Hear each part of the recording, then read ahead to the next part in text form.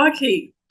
A very good afternoon to all of us once again. Thank you all for being here today. Welcome to the 4th edition of Psyche Gist. And as we all know, today we have an interesting presentation by Dr. Kusi-Mensah. Dr. Kusi-Mensah is a lecturer at the Behavioral Science Department. He's also a psychiatrist. So we are in to learn, gain a wealth of information on trauma and stress-related disorders. Doc, please, can you hear me? Yes, please, loud and clear. Great. Thank you. Thank you for joining us today. My pleasure. My pleasure. Okay. So, as usual, we'll have Dr. Kusi-Mensah walk us through what trauma and then stress-related disorders are. And then we have a couple of minutes after that to ask questions so that he can respond to them, or our colleagues on the platform can equally respond to them. Doc, please, if you are ready, then you have the floor. All right. And if I may ask, about how many minutes do I have so I pace myself? So you have 1 hour for the presentation and then the questions and answers section. Okay. Yes. All right. So 1 hour in all. Yes, please. Okay. Very good. All right. That's good to know. Let me share my screen. Doc, please, are you able to share your screen? Very good. I believe so. Yes. Is everyone seeing? Yes, please. Okay. All right. Fantastic. All right. So good afternoon once again, and thank you all for joining this talk. So as has been said, I'm going to talk about trauma and stress-related disorders.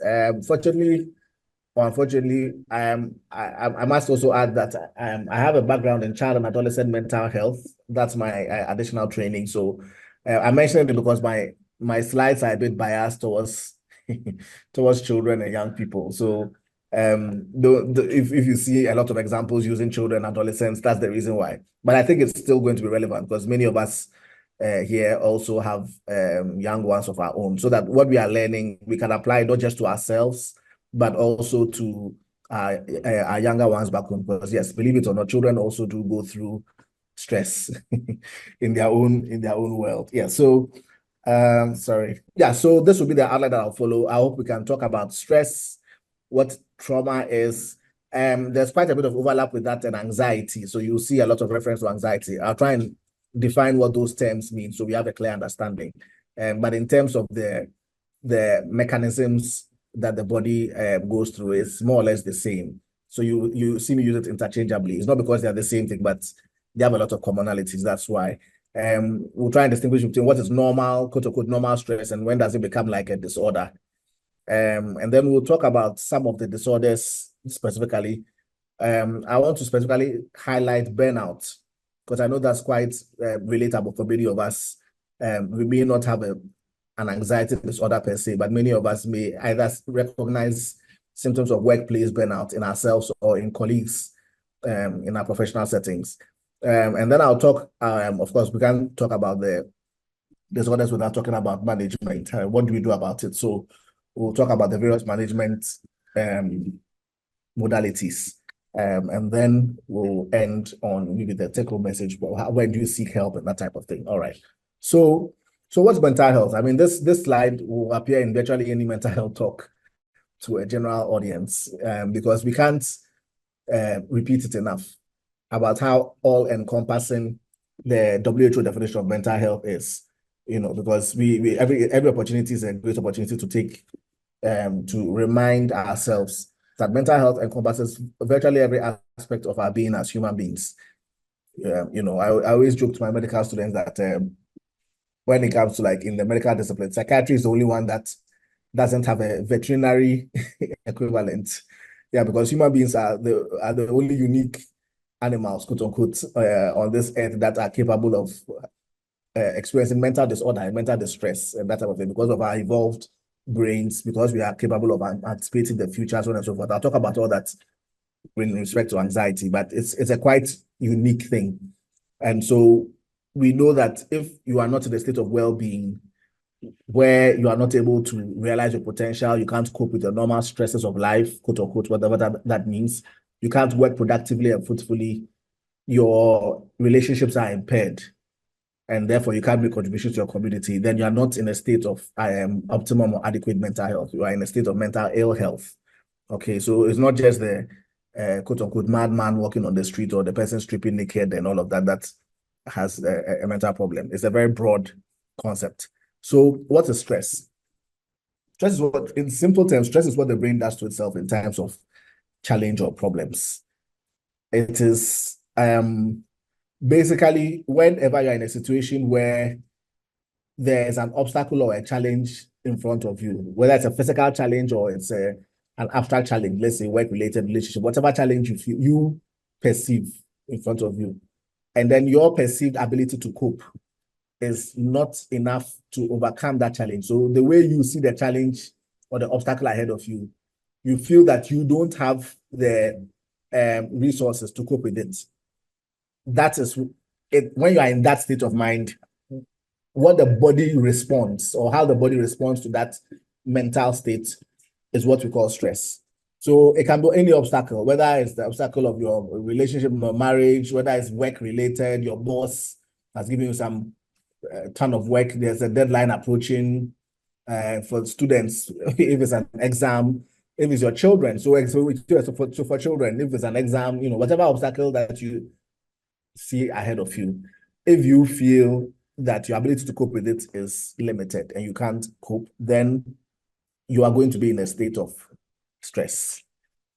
So it's driven by this very neat organ in the brain. It's called the amygdala.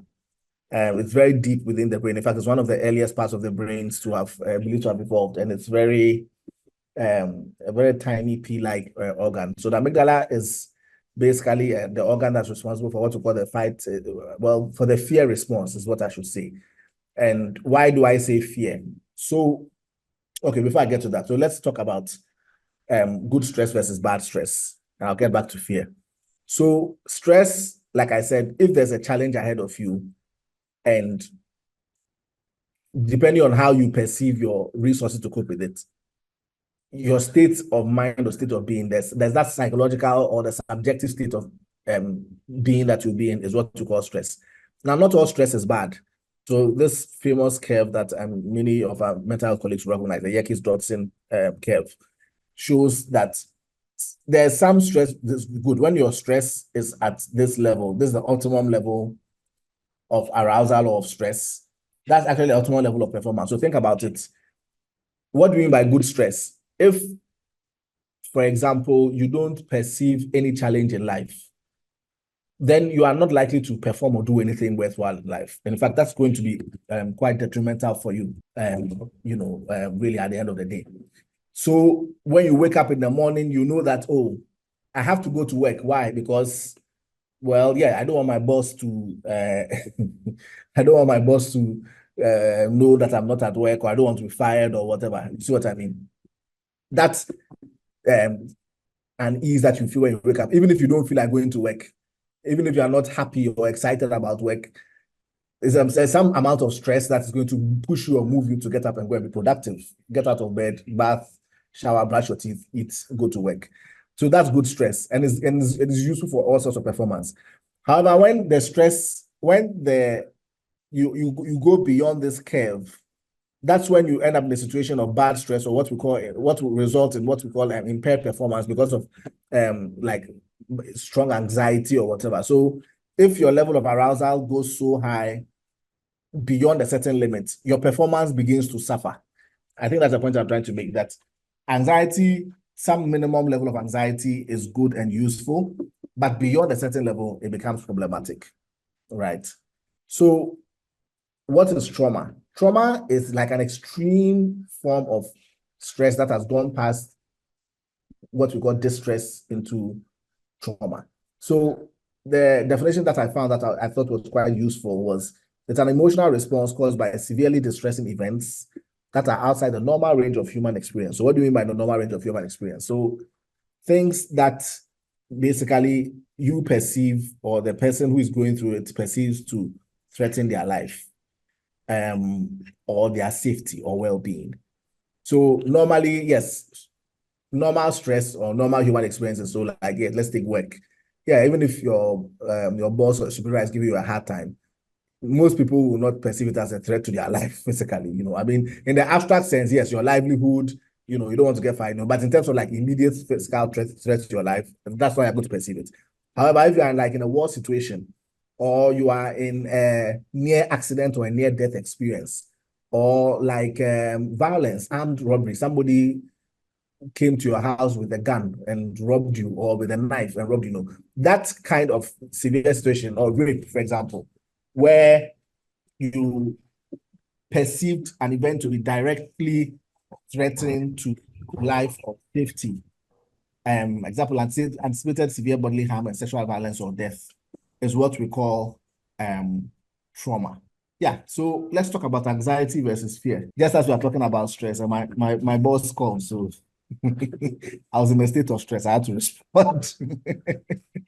Anyway, so anxiety versus fear.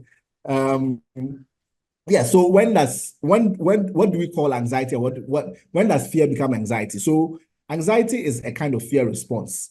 However, fear is usually an emotional response to a real or a perceived imminent threat. So something that is happening just now, that like imminently can harm you or cause you some problems.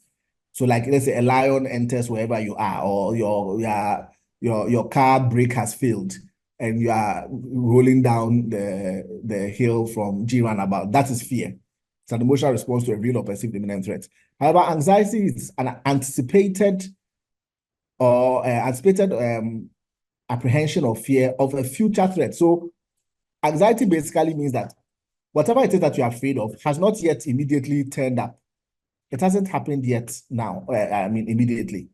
So, but just that in your mind, it's a future threat that you anticipate to happen. So, for example, if you feel that, I don't know, maybe you are going to fail an exam, or you are going to lose your job, or you feel your marriage is about to fail, or you are going to lose your marriage, but there's nothing that has happened immediately to solidify or concretize that kind of fear. But it's just a fear of a future event that. So now with this defense that I've given, so the implication of that is that human beings have an incredible capacity for anxiety, unlike any other creatures, because we have the capacity to imagine our futures. All animals feel fear, but not all animals feel anxiety. So like, if you watch National Geographic and you see, a gazelle or an antelope running away from a lion or something, yes, they have fear. They feel fear. But we are the only ones who are uniquely capable of imagining very far into our future. And you will see examples of that as I go along, of such distorted thinking. We'll call them cognitive distortions that can produce anxiety. And so because of that, we have an inexhaustible or an almost unmeasurable capacity for anxiety, because we can imagine anything in our minds. So that's why it's such a major problem, or such a real danger for every human being. And again, I'm mentioning this because it helps you see that feeling anxiety or stress has nothing to do with money, for example. I mean, a very common misconception. People think, if you have money, you have no problems. Or if you have money, why should you be stressed? Money will solve it. No. As long as you have the capability of imagining some problem or some future that is unwanted, you are capable of feeling anxiety and therefore stress and distress. Okay. So these are the three main pillars of anxiety. So we end up with anxiety mainly because I've broadly summarized that as an imagined threat, and when I'm saying imagine, please don't get me wrong. I'm not trying to say that it's not real. It may or may not be real, but the point is not whether it's real or not. The point is that there's not evidence right now that thing you have imagined will happen. So like, if you are here now, if you believe that you are going to, I don't know, be poor or not make it in life, those kinds of very broad, vague things. Yeah, it may or may happen that way, but you don't have any evidence for it now. And that's the point. And so one of the main pillars of anxiety is uncertainty. And it's an important one because the things I've written here are a clue as to how you yourself can manage your own anxiety. If you are in a situation where there's a lot of uncertainty, there's a lot you don't know, you don't have enough information, you are far more likely to be anxious about it than where you know enough. So one of the ways in which you can, so like if, for example, I'm trying to think of very broad-based examples, but so maybe your child is about to go to school and you don't know what results they are going to have, or that kind of thing. It will provoke anxiety. or you've written some paper or report or something, and you don't know the outcome. That uncertainty is a natural milieu or environment for extreme anxiety. So what can you do? Therefore, one of the ways you can reduce anxiety is to reduce the uncertainty. If there are things you can find out for sure about the situation, find out. It may not necessarily be good news. So the point is not whether it is going to be what you're going to find out is going to be good news or palatable to you, but the fact that you know, it makes it easier for you to deal with any situation. So reducing the level of uncertainty is a very important pillar. And then, of course, perception of danger. Key word here is perception. So in other words, the whole thing about anxiety is your own perception. How do you see it? How do you see what it is that you are seeing? And in fact, that's one of the main keys that will be tackled when we do therapy. If you come to a psychologist or any mental health practitioner who is a therapist who does therapy, they are going to tackle your perception of the obstacle or the danger. Maybe the way you are seeing it is not actually the way it is. You have a distorted view of it. It may or may not be, okay? But your perception of it is the one of the driving factors. And then the lack of control. If you feel, like I showed you in the earlier slide about with the balance, if you feel that you don't have enough power to control or to mitigate your situation, if you feel helpless, so there's something called learned helplessness, all of that. If you feel helpless or you don't have control over the situation, you are likely to feel anxiety. And again, all these are perceptions. It may or may not be so. Maybe you actually have a lot more control than you realize. But if you perceive that you don't, you go into extreme anxiety and distress. Right. So humans generally, they are forming attachments, broadly speaking. So a lot of the things that provoke anxiety and distress fall into these four broad categories: sexual objects, food, social objects, the future. So sexual objects like just broadly represents that, and the social objects represents like relationships. We are attached to sexual objects, we are attached to our social objects or relationships. We are attached to food and in the sense of like basic needs, what we, in Maslow's hierarchy, the broad base, what are fundamental basic needs. And then of course the future. Now, whenever we feel that any of these things or broad category of things are either threatened or we feel they are lost, there's a good chance that you are going to feel anxious and or distressed. So humans are programmed to seek secure attachments, both to the things that we are I've mentioned, as well as the relationships that are important to us. So if there's a threat of separation from your ability to, let's say, provide food, so your job, your ability to provide sustenance for yourself and your family, you are going to be distressed. Or any of the other four things that I've talked about. Now, if in addition to that, there is a high stress, it's going to result in a high stress response, which I'll talk about. In the acute situation or in the immediate situation, you are likely to feel distressed, things we also call panic attacks. I'll talk about all those acute stress. But if this thing goes on for a long time, if this state of lack of secure attachment to any of these things, or at least your perception of your not having attachment to this goes on for a long time, that's when you're going to have a breakdown of resilience, and then you're going to end up in what we call burnout, depression, suppressed immunity, and all of that. So each of these things I'll talk about. Some of them are disorders, some of them are diseases, and all of that, but we'll talk about them shortly. But broadly speaking, this is the framework so that you understand what is happening in your mind and how it's related to how your body is responding and why you are feeling the way that you are feeling. So risk factors, I won't talk too much about it, but there are various genetic anxiety disorders, genetic risk factors, the issues of insecure attachment, relationships with caregivers. And so this has to do with children particularly. Unfortunately, this is out of remit, so I can't talk too much about secure attachment, but maybe if someone asks the question, I'll talk a bit about that. Temperamental factors such as behaviorally inhibited young children, and then some evidence that infants who show high levels of arousal and emotionality are greater risk to show high inhibition by 2 to 5 years. Now, these things, again, just so you know, children also feel anxiety. These are normal causes of anxiety. So this is not abnormal. This we expect at these various developmental ages. So a child of 0 to 3, for example, we expect them to be anxious about loud noises, separation, we also call separation anxiety, separation from the caregiver, strangers. By the time they reach 3 to 6, things like animals, the dark, imaginary monsters, so on and so forth. School-age children, it's normal for them to feel anxiety about injury, natural events like storms, lightning, earthquakes, and things like that. Adolescents, of course, performance and acceptance. At that stage, they are very concerned about self-image and about their peer relationships, so social competence. And then, of course, adults, illness, death, job loss. I mean, the list is much longer. So these are things that normally will cause anxiety at all these various stages. When does anxiety become a mental disorder, or when do you cross into the disorder zone? If the distress is being caused by an object that should not cause distress. So like I've shown you what is normal within different age groups. Imagine that you're an adult and then you're afraid of the dark. That is unusual. Or if the intensity of the distress is so much that it's way out of proportion to what you should feel. So I had a good example of a classmate in med school who was like morbidly afraid of chickens, akoko. It was amazing to watch. Like I'd never seen it before in my life. She's like, when she sees chicken, palpitations, like she's seen a lion. And and she depending on how far it is, she would either run in the opposite direction, but you can see she's visibly distressed. So obviously the intensity, or maybe a better example, if you see some people are extremely afraid, like cockroach. You see a cockroach and then you are behaving like it's a lion. Yes, fine. I'm not saying you are supposed to like cockroaches. It's normal for everybody, they are nasty, whatever, it's normal to feel some level of distress for cockroaches, like for example, or rats. But if your response is so intense, as if you've seen a cobra or a snake, that is abnormal. Because your level of reaction to it must be proportionate to whatever the object is.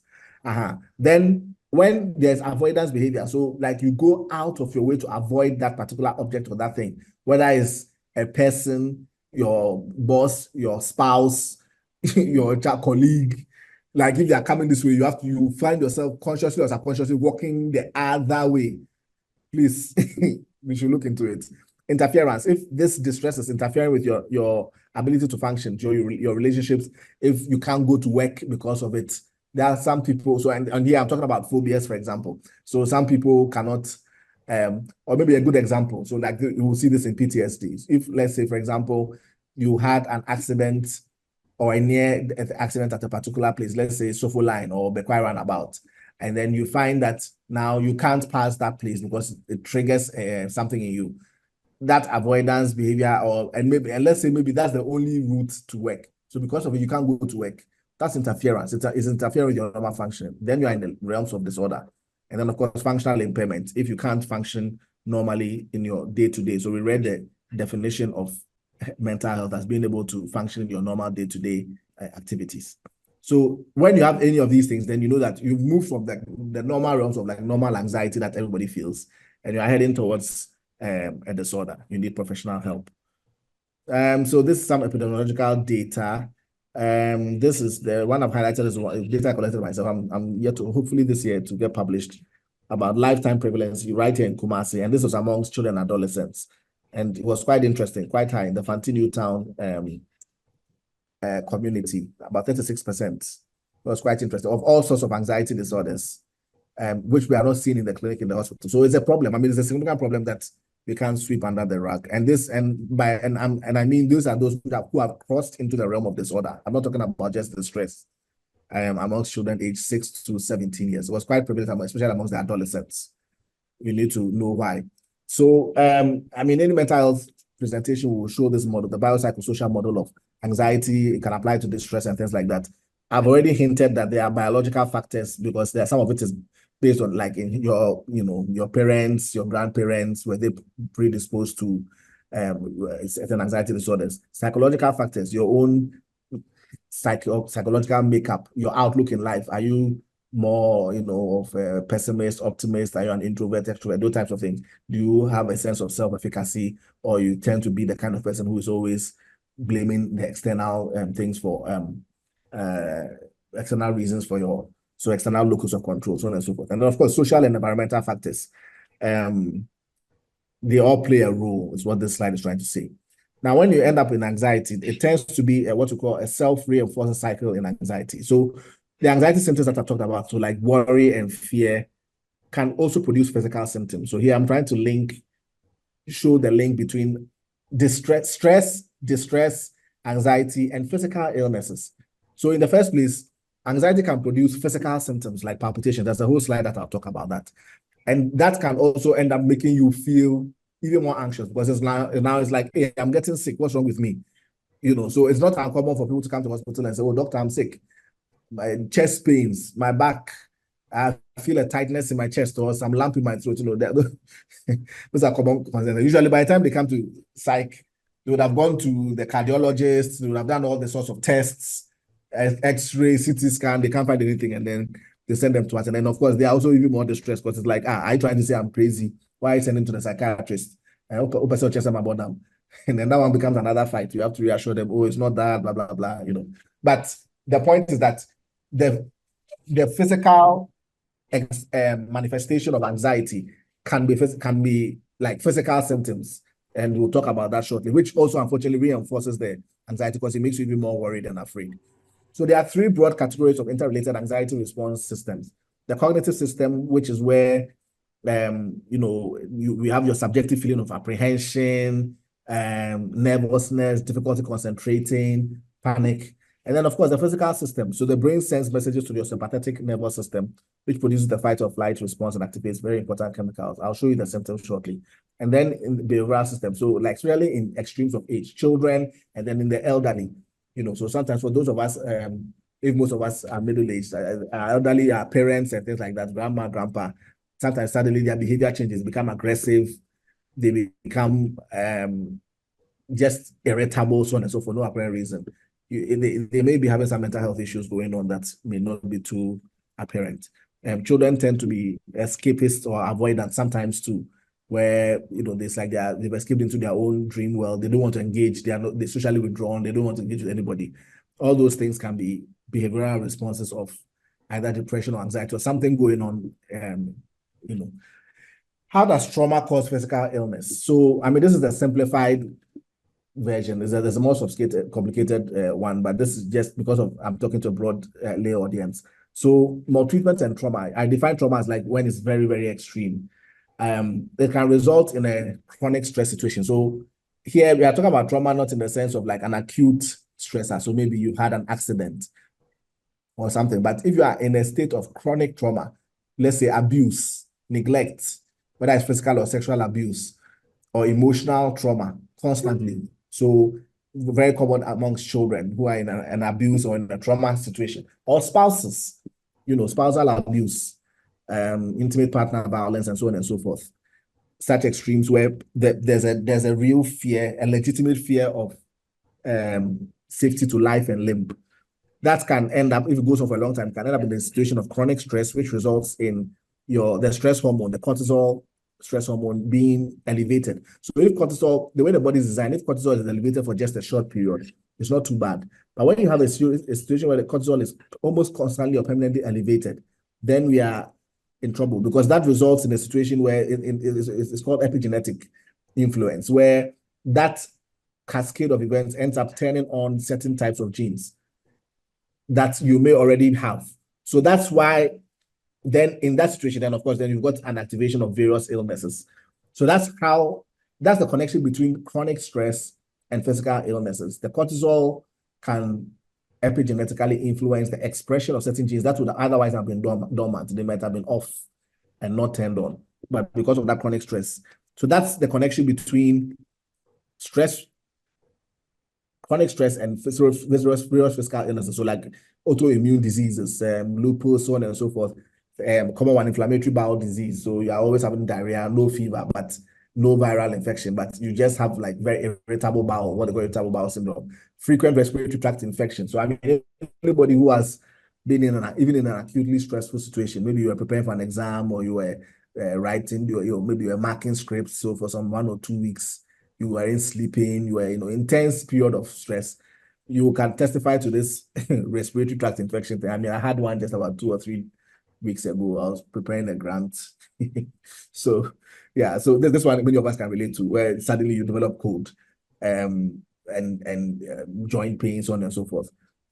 Poor wound healing. So this one, the surgical colleagues will attest to this. If your patient is for whatever reason, they've had a surgery or maybe as a result of their illness, trauma, like physical trauma, and they are constantly distressed. There's something that is disturbing them psychologically or mentally. It will take a longer time for their wounds to heal. Acute exacerbation of underlying chronic conditions. So many people know about hypertension and heart disease, diabetes, asthma, sickle cell crisis. All these things can be exacerbated or triggered when you are in a situation of chronic stress because of the cascade that I've talked about. But apart from these like illnesses, what are some of the physical signs and symptoms of the stress or the anxiety itself? So it can be a bit confusing because sometimes you may not have the underlying disease or something, but you can feel some of these physical symptoms that are like physical expressions of your psychological distress, I should say. So repeated non-specific headaches is moving from one place to the other, stomach aches or nausea, diarrhea or constipation, especially with no systemic involvement. We do tests, we are not finding anything. Increased heart rate or palpitation, sleep disturbance. In fact, sleep disturbance is one of the first things that are going to be abnormal if you are in a state of, I mean, well, speaking for myself, that's how I'm able to sort of self-diagnose. When I realize that, okay, I'm in a period of severe distress, whether at work or wherever, but I haven't acknowledged it to myself. One of the first alarm bells for me, myself, I've noticed for myself is my sleep. I'm not able to sleep my normal pattern. So my normal pattern, I'll sleep about 3 to 4 hours, wake up, and then I'll go back shortly after, and then that's it. That's my normal. Some you may have a different thing, but if you realize that you are waking up after 90 minutes or 1 hour, you can't go back to sleep. Or you maybe even if you're the opposite, you sleep 12 hours and you wake up and you are feeling distressed. That's what we mean by hypersomnia. You are feeling tired, as if they're just beating you, even though you just slept 12 hours. That is a big alarm bell that something is going on. Tightness in chest, neck, or back muscles, and this is part of the sympathetic response. Appetite changes, paresthesia, tingling in your hands and feet, and then yes, like I said, fatigue and exhaustion. So you have non-restive sleep. I think I remember Dr. Osei-Newman in, I think it was last month when she talked about sleep and sleep disorders, and I think I remember her talking about non-restive sleep. So that can be an important sign of anxiety, distress that's going on that you need to acknowledge and seek the source of. So usually by that time, when that happens to me, that's when I do a lot of introspection. Okay, think about it. So I realize that, oh, maybe this thing that me and my wife thought about, and I said, oh, and I haven't forgiven her. So then I realized, okay, we have to talk about it, and because it's causing me distress. Especially for us men, we don't like to introspect, and we don't like to acknowledge our distress, especially for men. So when these physical alarm bells are going off, please take a step back and go back, and even things that you have told yourself that it's not a problem, maybe it's still a problem, but you have just not accepted it. Yes, then the psychic symptoms, so intense worry, fear of losing control, fear of dying, derealization, depersonalization, lightheadedness. I'm aware of time, so I'll go quickly through these, but if anybody needs explanation, we can ask a question, then we can talk about it. Separation anxiety, I won't spend too much time on this because there are not many children here, but basically, when normal separation, children between 6 months to about 18 months are expected to feel anxiety, or they don't like stranger anxiety, and then separation anxiety from 18 months onwards. So if they are separated from primary caregiver, mom or dad, they're supposed to distress. If you are beyond 2 years, no, sorry, it's 2 to 4, so beyond 4 years, and the child is still experiencing separation anxiety, they are extremely distressed when they are going to school. You drop them in school and they are crying after 4 years. That's not normal. That's a problem. There's something going on. There's an attachment problem going on. And it manifests itself in all these ways. Excessive fear when separated from home, attachment figure, worry about their own parents' safety and health. Symptoms include difficulty sleeping alone, nightmares, with themes of separation, so on and so forth. Generalized anxiety disorder, that's another very interesting one that quite a lot of people have without realizing. So it's characterized by just chronic excessive worry on nothing specific. I mean, the cause of worry changes all the time, but it's like they are constantly worried about something, typically schoolwork or work, social interactions, family, health, safety, and this is intensely distressed. So in fact, one of the classic symptoms people talk about is like before Sunday evening, just before Monday morning, that's when it's most intense, because Monday morning is when all your problems are about to start. And here I'm not talking about just like a mild, oh, I don't want to go to work Monday. No, it's like you are worried, oh, drain, you know, why drain them, that kind of thing. intensely, consistently. That's a sign of generalized anxiety disorder. Worry most often present and not limited to a specific situation or object.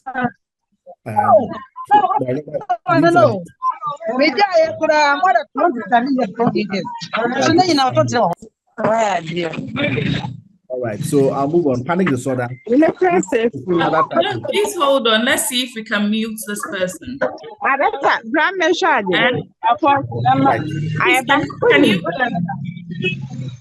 Please, can you mute everyone?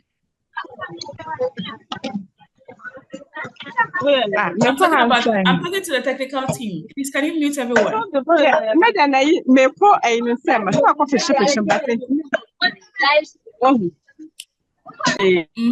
Very good. That's fine. All right. Okay. Thank you. Right. So thank you. So panic disorders is a special type of anxiety disorder where it's like there's an intense recurrent episode of fear that occurs unexpectedly. Typically, panic disorders is not triggered by anything. So unlike generalized anxiety where you are worried about everything and nothing, panic disorder, you are just there, nothing really has happened, and then you suddenly feel an intense sense of fear or sense of doom, as if you are come to die, or something bad is about to happen, and then it comes with like palpitation, very intense.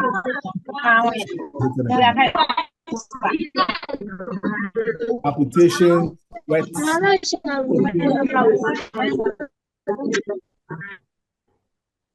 sweat, multi-breathing, choking, chest tightness. So it almost feels like a heart attack or like an asthmatic attack. Those who know what or know people who have asthma, they present it's a very intense acute episode. It's uncommon before the pubertal period, so it's often till like puberty, teenage girls onwards that experience that kind of thing, but anybody can experience it. And then they're often afraid of having another attack, which may and therefore leads them to avoid the situations or settings where the attacks have occurred. So they feel like they come to die, or as if, and it's often it's very distressing because you don't know what is happening. In fact, some people in our part of the world will spiritualize and say it's a spiritual attack. I've heard that quite a number of times, but that's what a panic disorder is like. And that's what phobias have described them. Fear of a particular object or situation which is avoided or endured with great distress. So the important thing about phobia is that you typically recognize that the fear is unreasonable. So like of cockroaches or rats. Hence they are afraid to the point where you are paralyzed when they are there. And for it to be the costs. There are other anxiety disorders, PTSD, so on and so forth, but I just decided to touch on these ones. Let's talk a little about burnout because that will be applicable to many people. So usually burnout is like a distressing situation that is as a result of typically workplace.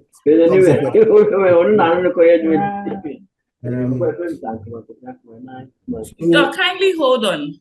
Please, let's all mute our mics. Please. Mr. Komidan, can you please mute your mic for us?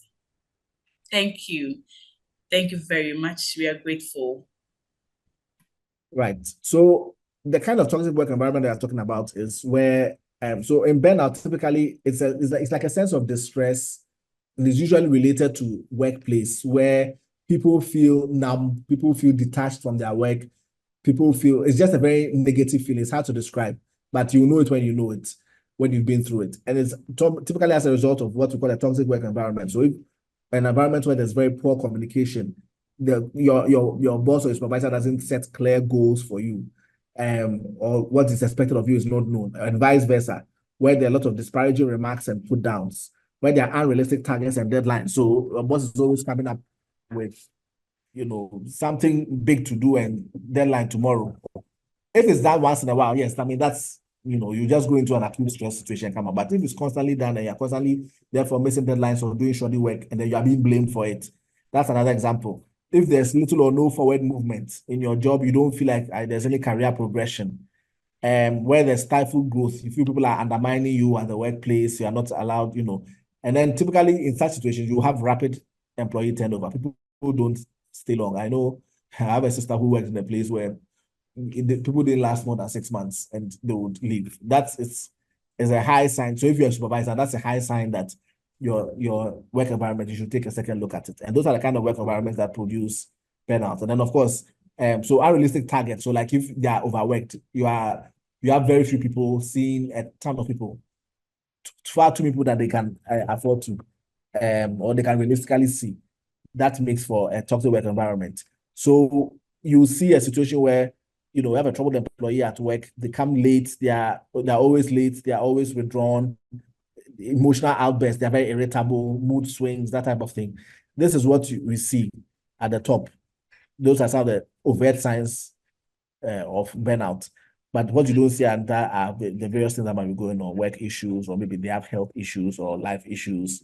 So what happens is when you normally, you should be in a well-adjusted mental state. If you are not, you end up in a state of distress. If the stress is not taken care of when it becomes chronic, then you end up in burnout. And then from there, that's when you are likely to develop disorders, depression, anxiety, and so on and so forth. So burnout, I've given the symptoms, is limited to the occupational context typically. It's characterized by feelings of negativism or cynicism to one's job. You become cynical towards your job. Before, you used to be very excited. You thought you were doing something worthwhile. All of a sudden, you are just cynical. You feel like, what I'm doing doesn't matter. Reduced professional efficacy. You don't feel as capable as you used to.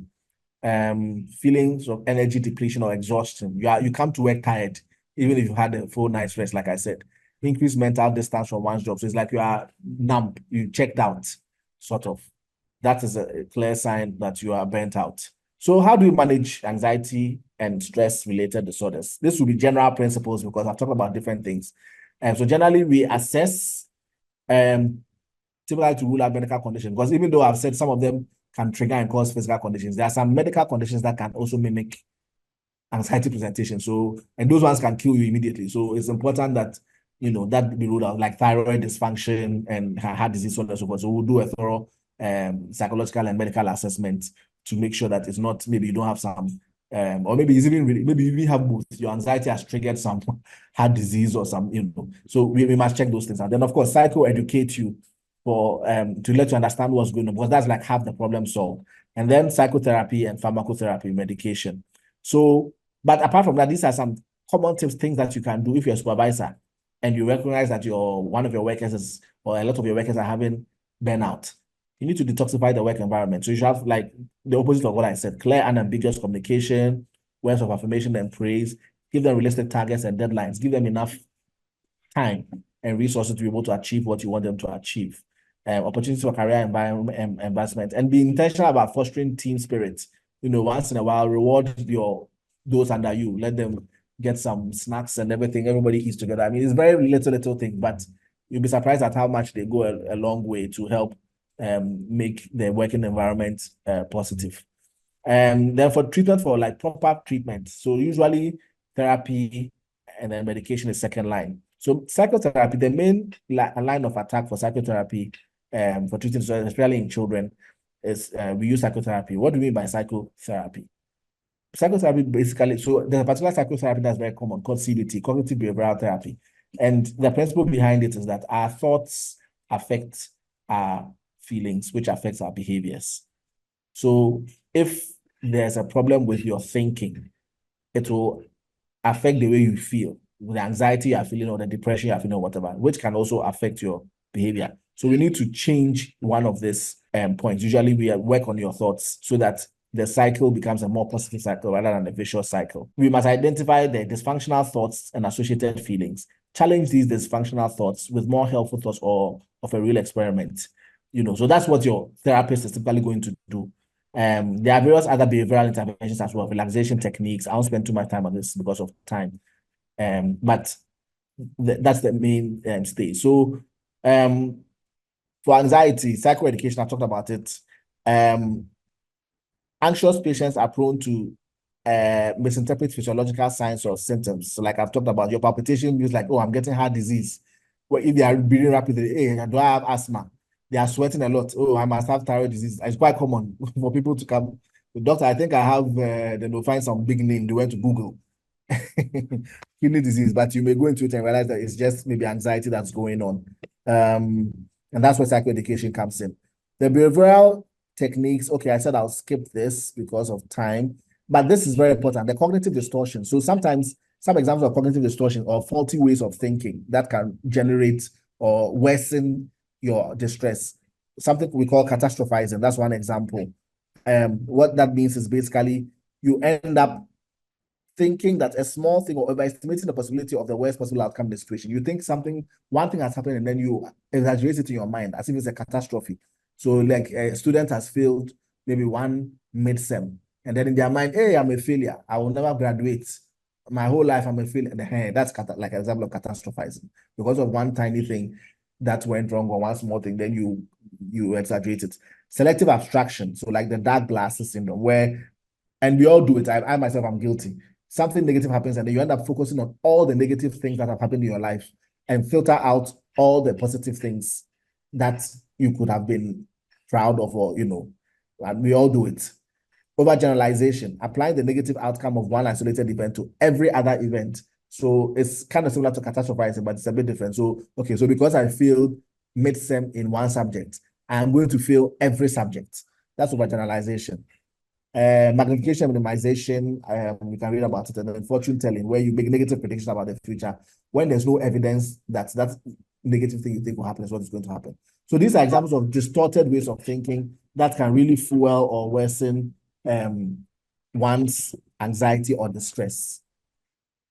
So the way to handle that is by the therapist will basically help you challenge those unhelpful thoughts. How am I sure that this is really going to happen? Is this really true? What solid evidence do I have for that? And that's one of the things that makes therapy different from counseling, for example. Counseling is more or less like someone giving you advice or telling you, oh, this is what you should do, this is what you shouldn't do, which is good and useful. I mean, it has its place. But therapy goes beyond that. In therapy, a professional therapist may not necessarily tell you what to do, but they will help you figure it out yourself, or help you by asking the right questions.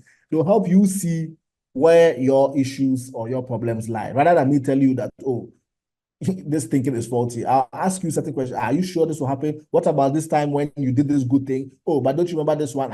Until you get to that place yourself. So those are just like subtle differences between the two. After this, I'll talk too much about it. Medication helps. So these are some of the medications that we use, but medication helps because it sort of gives the brain the tools that the brain needs to feel better. So these drugs just go to increase. So your brain uses certain chemicals to make you feel the way you feel. So if you are happy, you have a high concentration of dopamine, and there are other ones called serotonin, so on and so forth. That goes to regulate your feeling. I remember I talked about the amygdala. So in certain extreme or very severe cases of anxiety disorders where you are like clinically diagnosed, medication can be helpful, but usually we don't use it alone. We always use it in addition or as an adjunct to therapy, because even if we give you the tools, but the underlying problems, your faulty thinking, nobody corrects it. You are just going to be going around in circles. You see what I mean? So, but they do have their useful things that, is backed by evidence and all of that they do actually work. Other things that you can use to build resilience. So this is just a single slide that summarizes things. Physical activity. I mean, Dr. Osei-Newman talked about it in the last presentation, and we will all talk about it because it's true. It helps your mental health, your diet, and sleep. Sleep is extremely important. We often overlook sleep. Okay, the average adult is supposed to have 6 to 7 hours of sleep every day. If you are doing less than that, let's say 4 or 5 hours throughout the night, eventually you end up in sleep deficits. It will catch up with you. Your body will fight you for it. And like I said, it's during your sleep time. Dr. Osei-Newman gave a whole lecture on what happens to your body during sleep. So if you are not having adequate sleep, restive sleep, sleep where you wake up and you feel rested, there's a lot going on, even from a physical point of view, in terms of toxins that are not being removed, as well as psychological distress that is going to go on. So I can't stress it enough. And then, of course, introspection, mindfulness, prayer. There's quite a lot of, I could give a whole talk on this, but there's been recent evidence that shows that mindfulness, so this is like very reflective, deep breathing, thinking, introspection, not introspection where you're just worrying or ruminating, but like focusing on positive things in your life. And if you're a Christian or you're a religious person, you can use that to do like reflective prayers, quiet, introspective prayers. It's been shown by these fine gentlemen, Burich et al., Friccioni. Friccioni is a Harvard-based psychiatrist who did this very interesting study, and they showed that it actually works to block the normal. It affects gene regulation, so methylation of certain genes that would have otherwise increased your levels of distress and could have activated certain types of mental disorders. The more you do these things, the less of those turning on of those genes there is, basically. It also helps to blunt the amygdala's response, your heart variability, quite a number of things that it actually helps with. So I best put this the serenity prayer. God grant me the serenity to accept the things I cannot change, courage to change the things I can, and the wisdom to know the difference. It's a lovely prayer by Reinhold Niebuhr that encapsulates the benefits of mindfulness and prayer. So bottom line, we must find secure attachment in every situation, with God, with man, or with whatever higher power you believe in, but also with your fellow man, because that's the whole essence. That's what drives the anxiety or the stress. If you don't subjectively feel like you don't have secure attachment. So when you seek help as early as possible, especially when there are suspected comorbidity, so like you are feeling a lot of physical symptoms, you may not know, it may be a physical illness, but it may be just a expression of your anxiety. But it's good to come and see so that we will help work through it to determine which is which. That your anxiety is not going to awaken some chronic mental physical illness or vice versa. And then if there are any physical symptoms suggest a medical causation of anxiety, you certainly need to come by. So take home message: mental health is not just a madman on the streets, quote unquote. Separate what you can control from what you can't. You can always control your mind. That's the essence of CBT. You may not be able to control the external reality, but you can control the way you react to it or the way you perceive it. Okay, resilience, diet, exercise, sleep, introspection, mindfulness, and there's always help available. So talk to someone. Thank you all for listening. I know I've taken the 1 hour, but it was a packed topic. So yeah, thank you. And maybe we can, if there's still time, we can have. It was worth it. It was worth it, Doc. Thank you. It was worth it. I enjoyed every bit of it. Thank you very much for such an insightful discussion. Thank you. So now we'll just hold for a couple of minutes for questions, clarifications, anyone. If you want to ask Doc a question, you can just put your hands up, use the symbol, then I will just point you out to speak. You can equally drop your question in the chat column for me to read it out to Doc as well. So Doc, while we are waiting, there are some of the slides you said if we ask questions on it, you would go back to Yes. elaborate on them. Can you walk us through them while we wait for questions? Okay.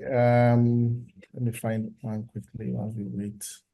Okay, so I think some of the anxiety management techniques, the behavioral management techniques was one of the things I went quickly over. So, okay. For example, let me share slide again quickly. So deep breathing exercises, for example, these are sort of like, we can call them first aid management techniques for anxiety. When you are feeling acutely distressed, there are some very, very simple, basic things that, where is it? Oh, missed the slide. Yeah, slow breathing that you can do for yourself. I mean, I used to think that this was like, oh, this one is story, until one of our professors of psychology, Professor Ferrata, she came to do it with us during my training, and it was like magic. I was amazed. Where, like in the acute situation where you are distressed about something, just like pausing, and it kind of works with the mindfulness thing too. So in fact, it's a large component of the mindfulness and prayerfulness thing, where when you intentionally slow down your breathing, you clear your mind of particularly the distressing thoughts, but usually of everything. You can do also positive imagery, or like, focus on it. So like I focus on a very happy memory. There was a time my mom took us to Hotel Shangri-La. We had a children's party there. It was one of my favorites. And I remember the ice cream that they got for us. A very happy memory, maybe from your childhood or from wherever. Something that really makes you smile. And then focus on that. And then slow down your breathing and take like very deep breaths. And there's even a physiology to it, because carbon dioxide is actually known to be one of the things that constricts the blood vessels, and it also constricts your blood vessels and other things. So when you do deep breathing, it helps expel much more of the carbon dioxide than you would have done otherwise, which opens up your blood flow to the various organs. So the palpitation and the chest tightness that you feel and things like that are likely to be improved. So these are like some very quick things that you can do. Progressive muscle relaxation. So you focus on different muscle groups and clench and relax sequentially. So you can start with your biceps, and work your way around your whole body. These are things that you can practice on your own, that it will help lower your blood pressure. It will help, and that sense of anxiety that you feel, at least momentarily, it will relieve that distress. Of course, I mean, yeah, you have to still deal with the underlying thing, but these are quick first aid anxiety management techniques. Yeah. Noted. So just before I move to either Dr. or Mr. Paul Appiah, let me quickly add that I'm glad you found it relaxing, because it's one of the issues we deal with in our therapy rooms. You explain the entire process to your client, and then you're expecting your client to relax and then go with you through the process, and they are reluctant. It's like, just deep breathing exercise there. I can do it in my house. I can do it in my house. But I'm a psychologist. I'm a clinical psychologist, and I use it a lot when in the evening when I want to sleep. I use it all the time. I tell all my clients that this is one technique that has stayed with me throughout my years of practice, my practicing years. Whenever I want to fall asleep, I do a relaxation exercise, and it's helped me a lot. Mr. Paul Appiah, Mr. or Doctor, please, you can ask your question. Your hands has thank you very much. Yes, thank you. I want to ask about the fact that, in diagnosing an anxiety disorder, I wanted to know if there is a duration in terms of persistence for us to come to a conclusion that someone is having an anxiety disorder, or intermittently in one's life, in case there's an anxiety somewhere, or maybe any related, whether a panic attack or anything, meaning the person is having anxiety disorder.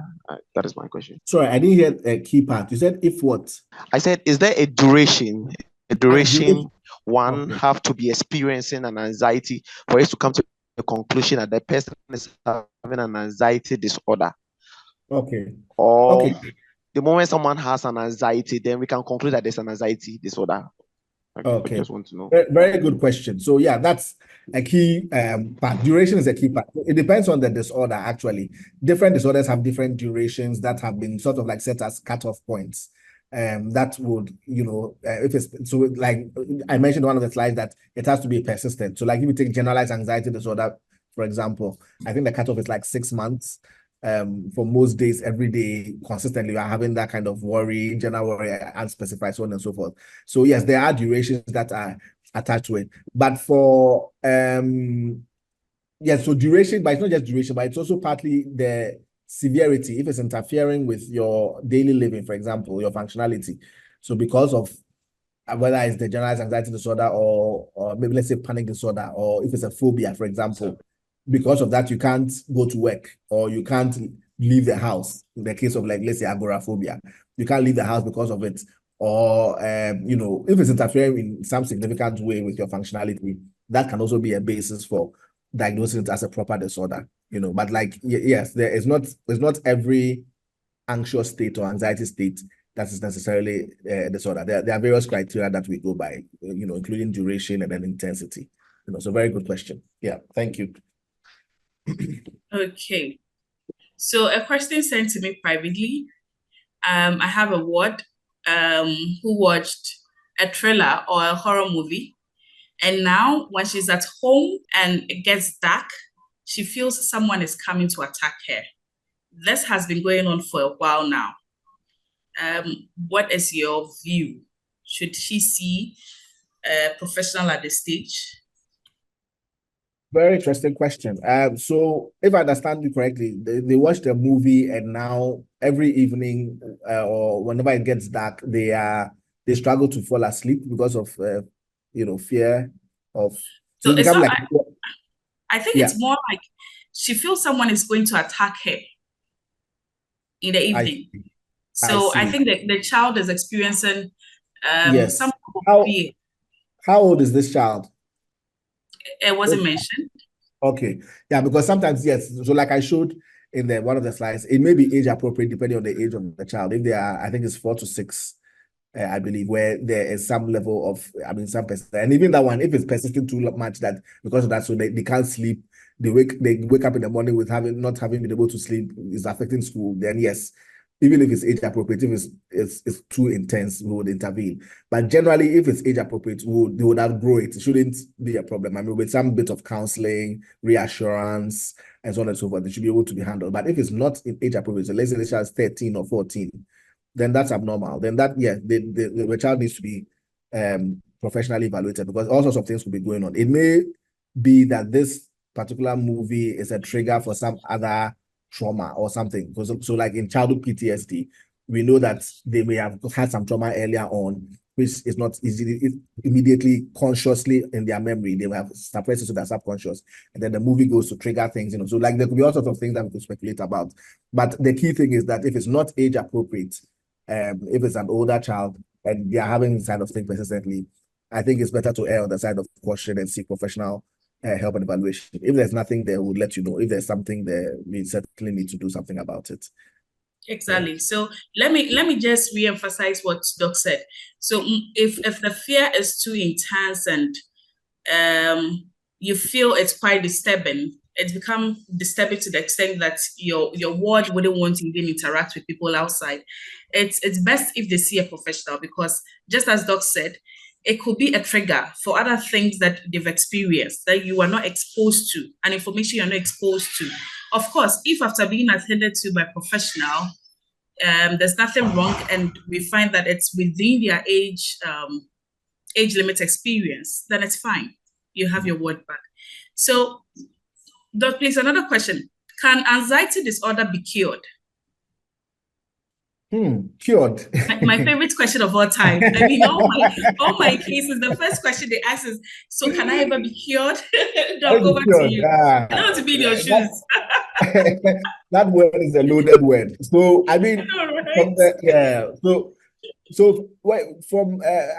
the health professional's perspective, when we say cured, it means something. It means that the thing is gone, the underlying cause has been uprooted, it will never come back, which we are a bit hesitant to say when it comes to things like mental disorders, broadly speaking. Yes, there are certain mental disorders, very few of them, which we can call the treatment a cure, properly so speaking. But for the vast majority, we will say they can be treated. We will not say cured, because of the complicated nature of mental distress and mental ill health. We can do things that would help the distress or the problem go down, and we'll teach you things that will help you manage it.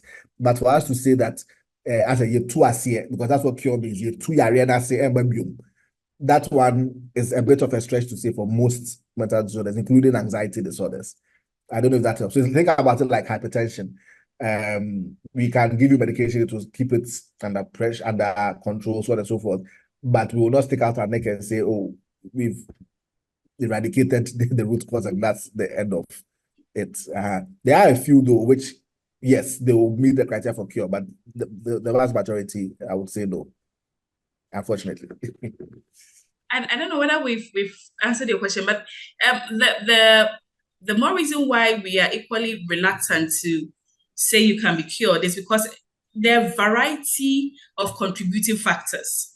Okay, and until you can attend to all contributing factors, you can't totally cure the condition, but you can manage it. You can manage it to the extent that you can lead a normal life, have a normal life, interact normally. The mistake most people do is that when the condition is being managed and they feel they are functional to a particular level, they stop taking their medication or they stop coming for psychotherapy. After all, they're able to function normally until they relapse again. Then it becomes an issue. It's like, I thought it was gone. I thought it wouldn't come again. It doesn't work like that. Mental health doesn't work like that. I hope today's presentation would enlighten us in that regard. Please, any other question? Sorry. I can give a very quick, helpful analogy, because I know it's a difficult one for people to understand. So think about, let's say, a person who has, let's say, sickle cell, for example. Exactly. Okay. We will give you medication that it will not to not cure it. But there are various things that triggers a crisis, which we can help you manage. So, cold weather, infections, so on and so forth. We can help you manage that, all of that. But to say that we've cured it such that, so you have the underlying risk. So the same thing, if you have a mental, you have a tendency towards, let's say, anxiety. I showed you the genetic factors, so on and so forth. It just means that you have to be careful with the way you handle your distressing and stressful situations. But if we say we've cured you, and then you go and now take on all sorts of things, you don't, do the things you have to be cautious about. And then even if we treat you in a particular acute episode, you are fine, you are all right, the problem is not there, you can go and re-trigger it all over again. So that's why we are elected to talk about cures. Okay. So someone is saying, can you quickly teach us this wonderful breathing exercise that works like magic? I know, right? Abigail, so in I think last 2 months edition of KNUST Wellness newsletter, we did teach the relaxation exercise, specifically the progressive muscle relaxation. But the whole idea is for you to start off with imagining something that makes you comfortable, anything that makes you comfortable. It can be an activity, it can be a moment that you've experienced, an episode you've experienced in your life that made you feel some level of warmth. Then get into a very comfortable position. It's very important to get into a very comfortable position. I'm responding to this because Doc happens to be a psychiatrist. So, Doc, I'm not taking the matter from you. No. You are better positioned to respond. You get into a very comfortable position. It can be on a bed, lie in your bed, or on a couch, or any comfortable position. But you should feel very relaxed. Then you start with your deep breathings while you are picturing or imagining whatever makes you comfortable. So for me, it's reading. I love reading. Whenever I'm reading, I'm very calm. I'm at peace with myself. So when I lie on my bed, I imagine myself reading my very favorite book or a very good article I've read recently, trying to process it. Then I start my breathing. You breathe in, breathe out, breathe in. With a tension, you need a specialist to attend to you. But I think the newsletter has a very specific, detailed instruction on how to go about it. Abigail, if you can drop it in the chat column for us so that people can access it, it will be very good. I don't know. Abigail will respond to us. Abigail will drop it in the chat column. Then we can all practice it in our homes. I think it's a very good thing to use. Any other question, please?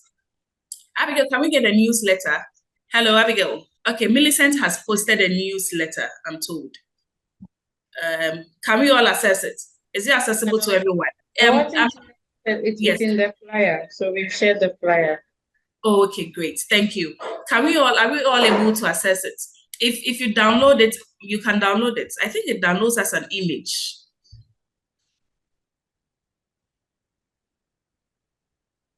Abigail, can you try downloading to see if you're able to access the segment on the relaxation exercise? While you're doing that, let me just ask this question quickly. Please, I would like to ask if depression can be inherited, because my sister-in-law, who is outside the country, tells me that her son has inherited it from her. Doc, over to you. So the short answer is yes, there are certain types or subtypes of depression that have a very heavy biological loading. In fact, there's all mood disorders. There are certain ones where it's not even necessarily triggered by any specific thing. It's not common. I mean, usually most depression is triggered by some life event, and you have like the one we all know. But I actually have met a couple of patients, even in my practice, who the mom had, we call it cyclothymia, like low grade depression, and it started around their late teens, so just after puberty, so on and so forth, in which case there's a very strong biological component. So yes, it's certainly possible. But I would ask also how old the son is, because depression that is biological, that has a heavy biological loading, is not typically triggered in school-age children. So if you have like clinical depression in children, school-age children, so from age 6 to about, let's say, age maybe 12, there's more likely to be a strong environmental component, maybe bullying or something. There's something that is going on in the child's life, because the the biological depressions, for lack of a better expression, they typically would have it in their mid to late teens and early adulthood, so 15 to about 25 years. Yeah. There's a roundabout answer, but you are always giving caveated answers. 28 years. Okay, yes. Certainly, yes. That's possible. Okay. Any other question, please? Have we exhausted our questions? If we have, then we can call it a day. So I'm told it's the summary of the relaxation exercises on the flyer. We can all access it. It's quite simple. I think 5 steps over here. Of course, there are some that are more elaborate than this one and much more intense than this, like the progressive muscle relaxation. If we don't have any other question on the floor, then I think we can call it a day. All right. Thank you all for listening, and it has really been a pleasure. Yes, thank you very much. Thank you very much for walking us through this this discussion. It's been very insightful. We are very grateful. Thank you, Doc. Thank you. Once again, so thank you all for joining us this month for Psyche Gist, the 4th episode of Psyche Gist. This is an initiative of the KNUST Water Center in collaboration with KNUST Behavioral Science Department, KNUST Counseling Center, and then St. Patrick's Wellness Clinic at Offenso. This is a monthly discussion. We are normalizing discussions around mental health, getting to know more about our mental health issues so that we are quick to respond to them when we start identifying signals, when we see signs and symptoms of these in our daily activities. Thank you for joining us. As usual, it's the last Thursday of every month, 2 p.m. exactly. So join us again next month for an insightful discussion. Thank you all. Have a blessed day.